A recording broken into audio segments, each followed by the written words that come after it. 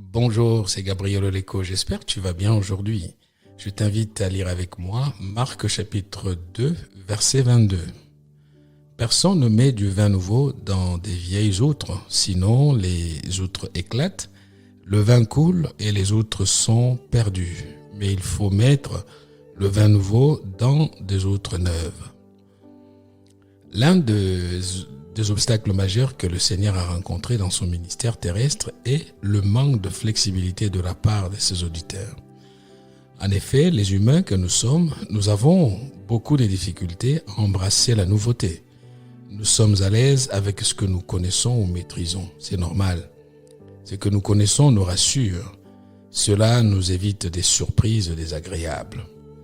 Malheureusement, nous oublions que les habitudes prises finissent avec le temps par nous installer confortablement, même dans une situation infertile, inadéquate et impertinente. Ces gens qui interpellent Jésus constatent un changement radical dans sa manière d'approcher les gens et de former ses disciples. La façon de faire de Jésus dérange et questionne.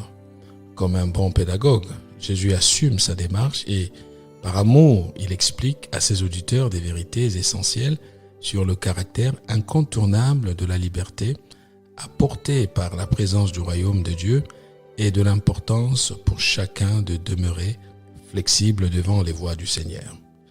Les images des tissus neufs et du vieil habit ou encore des outres neuves et vieilles outres soulignent l'impossibilité de vouloir changer ce qui ne changera jamais. À travers sa réponse, Jésus souligne le fait que l'Évangile appelle à la révolution, car il y a clairement un avant et un après, sans aucune forme d'ambiguïté. En d'autres termes, Jésus dit « La pression de l'Évangile provoque l'éclatement des rites et des traditions pour la simple raison que l'Évangile est la puissance qui libère. » C'est vrai, on ne peut mélanger les attitudes religieuses impropres avec la puissance de l'Évangile. Cela provoque une violente rupture. Ainsi donc, vouloir mettre du vin nouveau dans des vieilles outres, c'est prendre un risque inutile car la pression de la nouveauté sera insupportable par les vieilles outres qui ont déjà perdu leur élasticité. Mon ami, si Dieu permet des choses nouvelles dans ta vie, c'est pour ton bien. Il ne veut pas que tu t'installes dans la routine et que tu ne deviennes hors-jeu. Passe une bonne journée et à la semaine prochaine. Si cette méditation t'a encouragé, pense à la partager autour de toi.